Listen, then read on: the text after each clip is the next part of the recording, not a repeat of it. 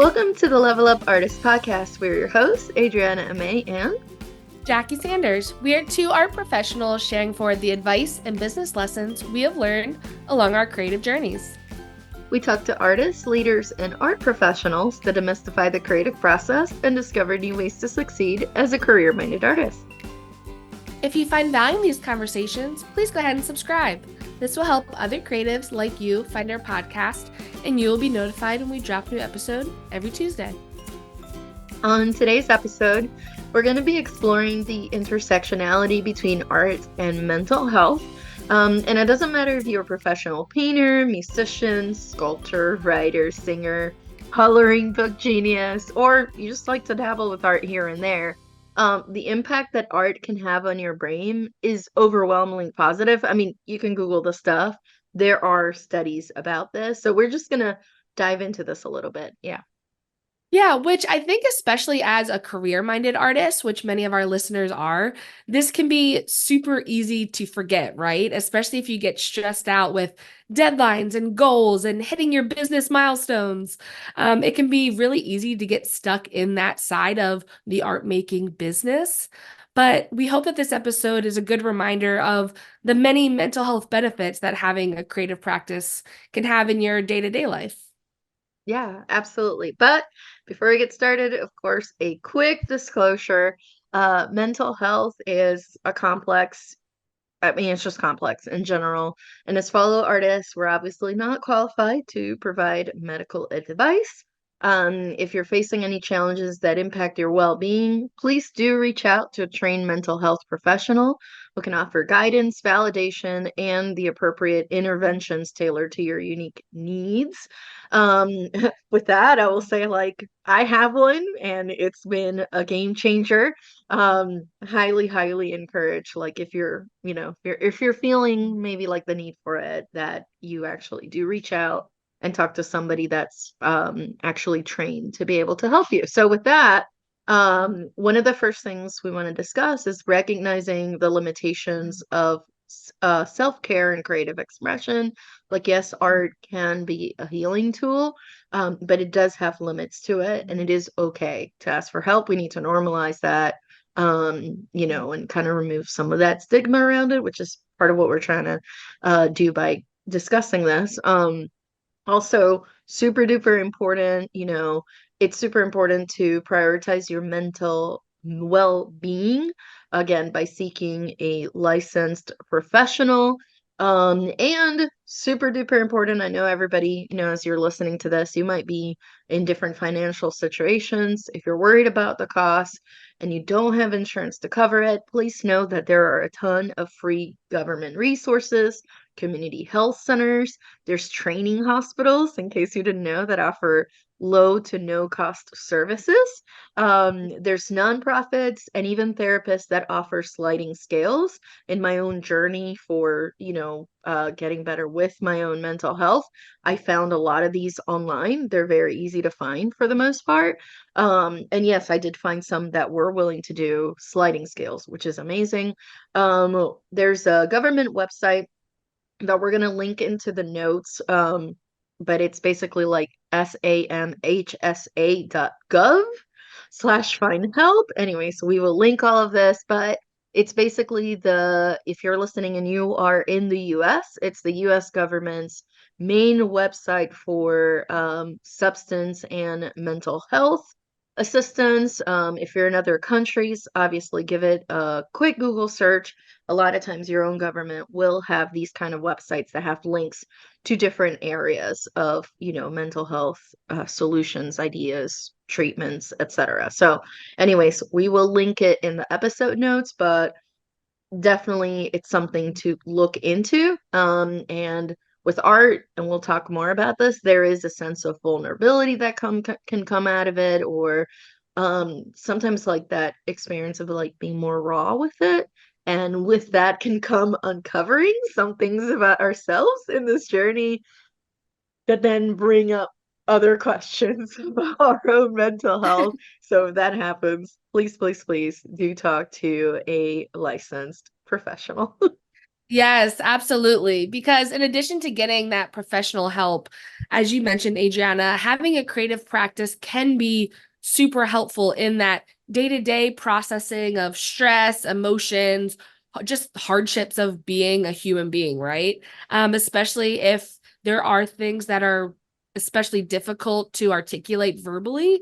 I've participated in talk therapy before. And even before that, I would kind of joke that art was my therapy, but rather than having to pay for therapy, I would get people to pay me because I used my art making as a way of processing, because I would journal and paint and sit in that emotional place in my studio as an outlet for processing emotion, processing trauma, but then also creating work out of it. But to your point, that then also allowed me to get deeper in my understanding of myself, of the world, which then resulted in wanting to seek guidance from a professional. So I feel like these two are kind of married together in many senses. So whether you're art making and seeking professional guidance, they kind of weave in and out and can be great supports for one another too. Because when you're stressed out, when you're having something just sitting on your mind emotionally, creating artwork can be that super helpful either initial release or continuous exploration of that emotion. Um, Especially by utilizing colors, shapes, textures to convey what you feel in your body or you like feel the emotions of, but you can't quite articulate. That is a great way to explain that complex emotions that you can't capture with words. Yeah, and through art, you get to explore some of the, the benefits, whether it's journals, like you mentioned, or doing different projects that can help you process some of those personal experiences, like, just kind of looking in the past when things were difficult at home.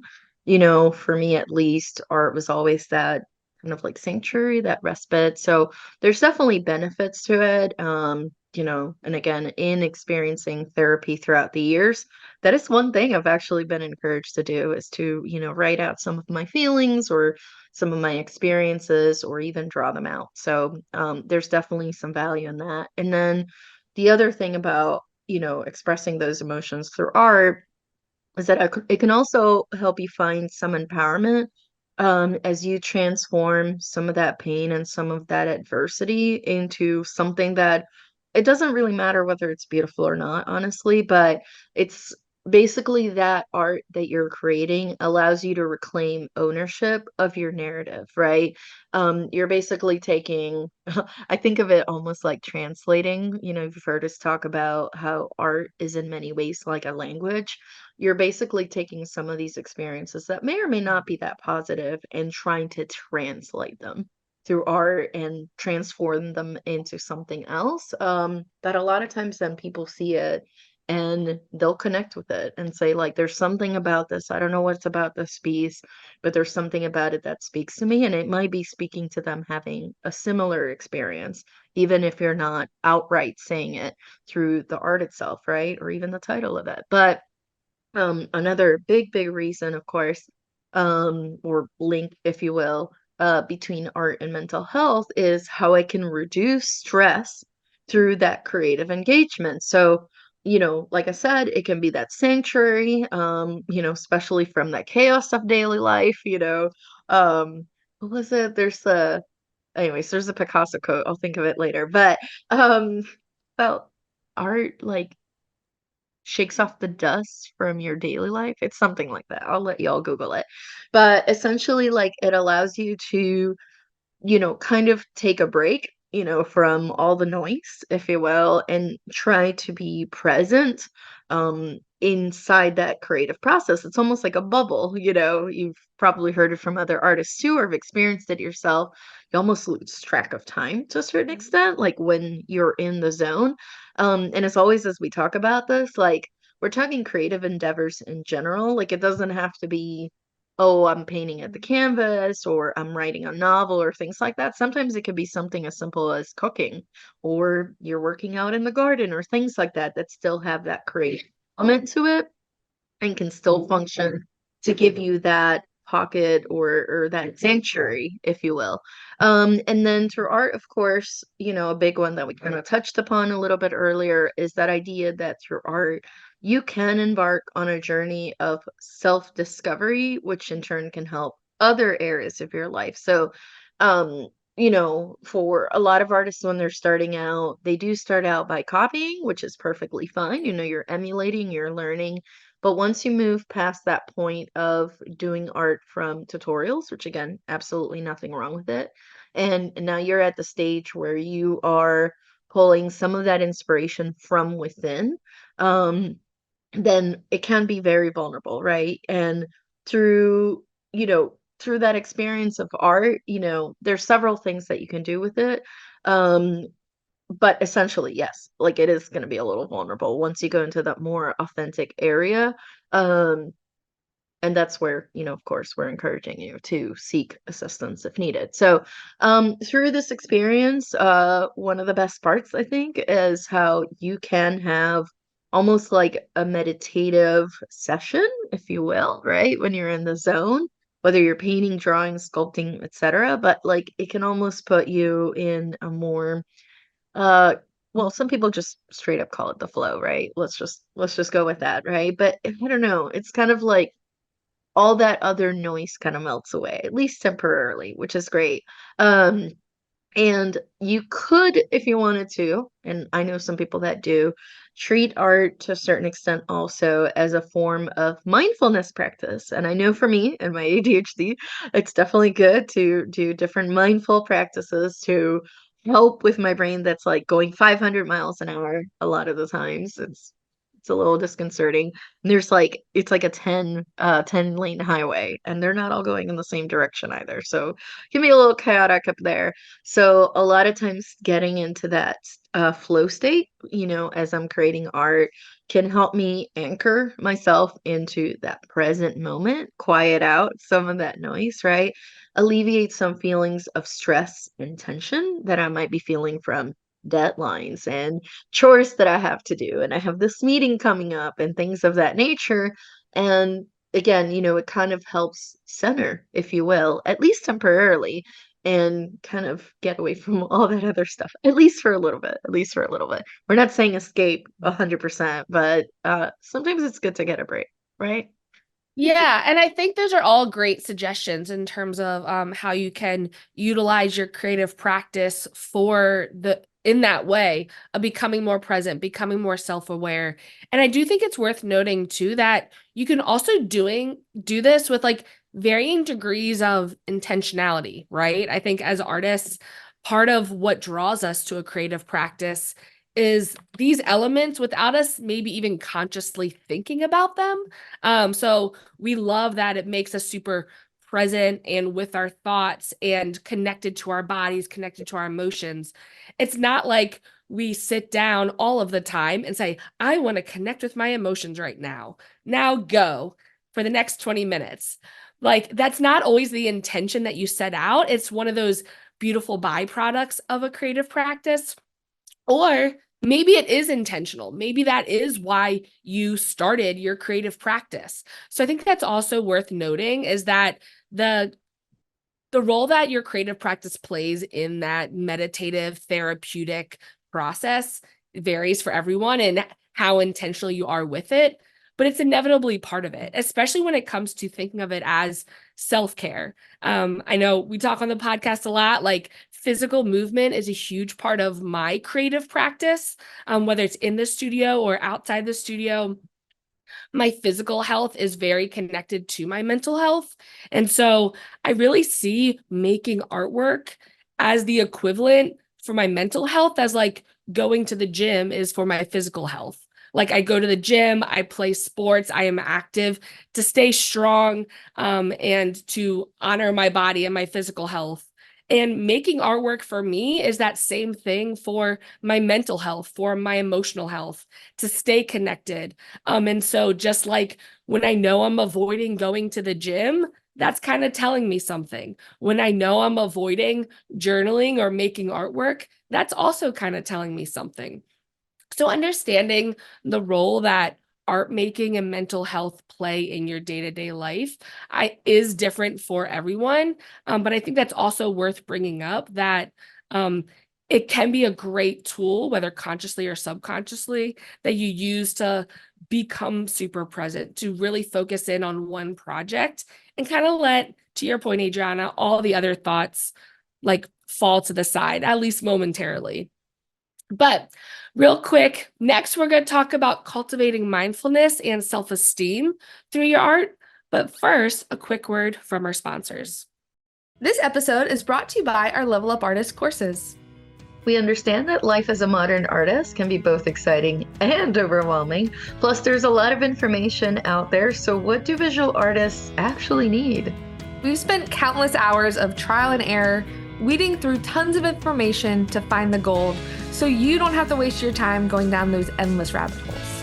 In addition to weekly calls, we have created video course modules to cover everything from artist documents to exhibition prep, social media to technology, sales strategies, artist mindset, PDF resources, templates, and so much more.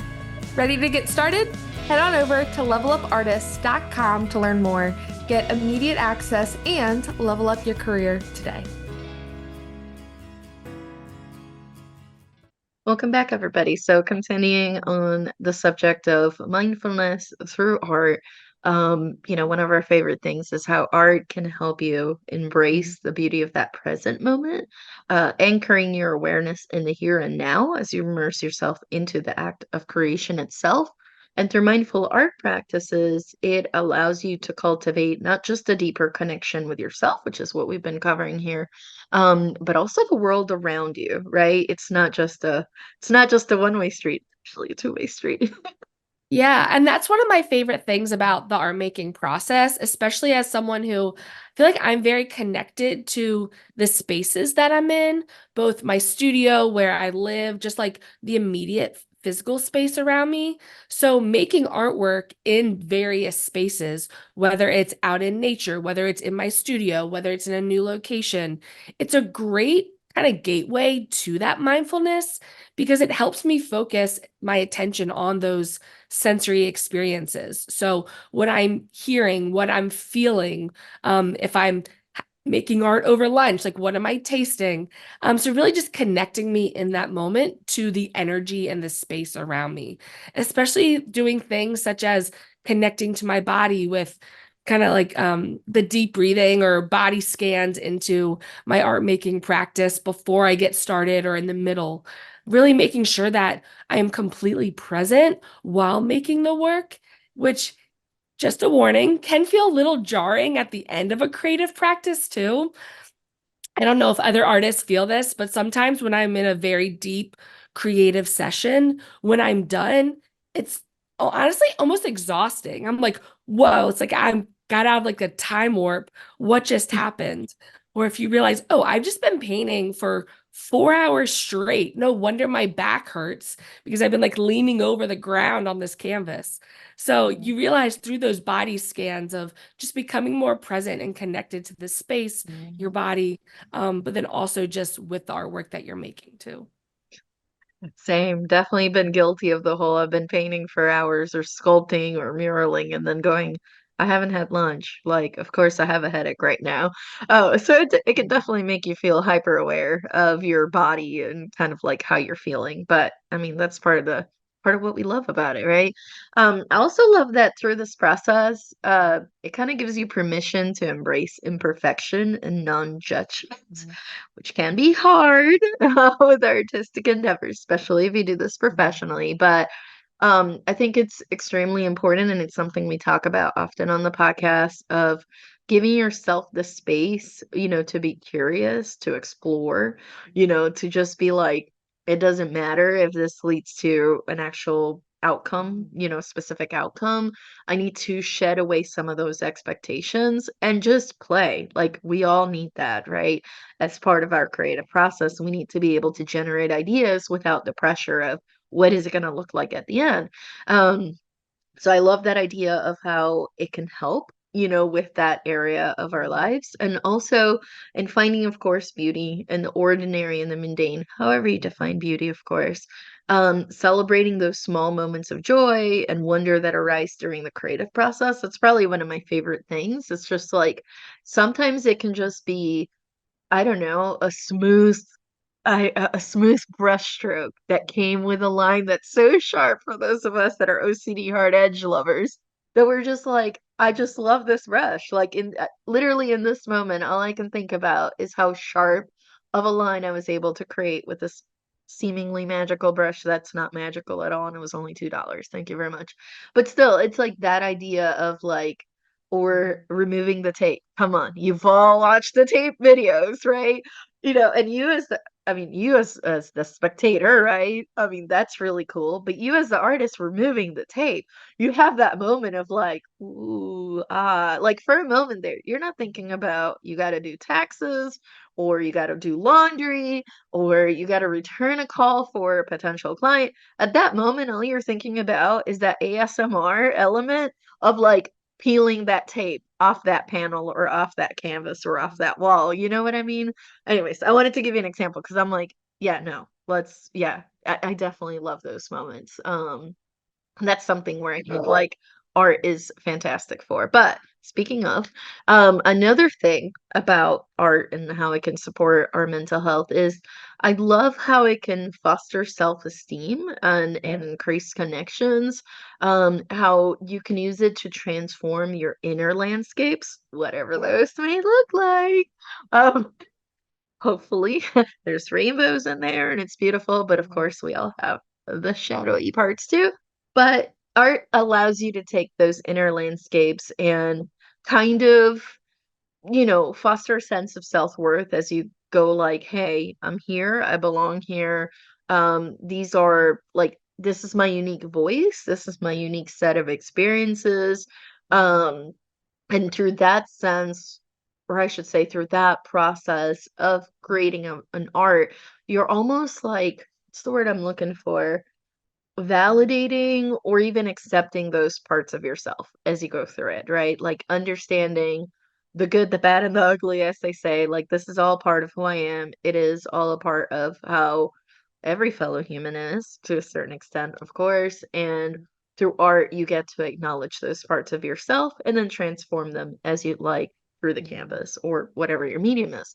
So I love how through art, you get to celebrate those parts of yourself, but also how you get to celebrate your resilience and strength, acknowledging that courage, like that Henry Matisse quote you see everywhere. Creativity takes courage, where you get to share your vulnerability through art. Again, kind of like, hitting on a point from earlier. Once you move into that authentic part of expressing yourself through the art, I mean, there's going to be some vulnerable bits out there, so definitely pat yourself on the back, so to speak, and acknowledge that, yeah, it takes courage to do that. And then also, you get to build self-esteem through that process of creating, showcasing your work. Of course, like we said, imperfection and authenticity, but I think there's also the part of not that external validation is all that in a bag of chips, of course, but there's also that sense of when you do put yourself out there, you create this art, it comes from the depths of the within, of yourself. And then somebody else recognizes it, can translate essentially what you're trying to put out on the canvas, the feelings, the emotions, the experiences that you have, and they can quote unquote translate it. I mean, that's incredibly validating, to know that other people can essentially read what you're putting out there, even if it's literally as abstract as it gets. Yeah, and I think that's one of the, at least for me, one of those like most rewarding parts of the art making practice is one, like the support from your local community, whether it's an art community, whether it's a specific topic or conversation that you feel really drawn and connected to. You can really use your art as a way to connect with other like-minded individuals, share your passion for creativity or a specific topic, or really use it to cultivate conversations around empathy, understanding, having compassion for all these various human experiences that we're all kind of just navigating through on this journey. So art can be that amazing outlet that you can use to ultimately connect with other people. At the root of it, that, at least for me, is the fundamental of why I make art and why I love making art, and having a local community of art supporters and fellow artists is human connection, because ultimately that's what all of us are craving on some level. Yeah, it definitely is. And in times of uncertainty and turmoil, art, of course, can be there for you, can be that sanctuary, can help with healing, can heal with connection, like Jackie just said. But yeah, it's one of those things where it's like, as we navigate all these different complexities that we all go through to a certain extent, may we continue, to nurture that creativity as a source of strength and resilience, find comfort and inspiration and how we can use art to transform some of those experiences, some of those feelings, some of those inner landscapes into something beautiful that somebody else can also connect to. So, yeah, for sure. And of course, last reminder, please, please, please, again, as we've discussed, art is amazing and can be really healing and everything else. But if you do need help, please go ahead and seek it from a trained professional. That's what they're there for. Um, and health is wealth, and feel like a healthy brain it probably makes the best art. So with that, we're gonna go ahead and wrap it up, and I hope you enjoyed this episode and say no to the tortured artist mindset. Go get help. As always, our blog will be linked in today's show notes, where you can find episode notes and links for all the other podcast episodes. And if you want to stay connected with us in between episodes, share your feedback, or have a question you would like for us to answer on the podcast, you can reach us through social media. I'm at May Art across all platforms. And I'm at J Sanders Studio on all platforms. And if you want to follow the podcast, we are at Level Up Artist on Instagram. You can also visit levelupartist.com to get immediate access to templates, resources, and course modules to level up your creative career today. Thank you so much for listening. We'll talk to you next week.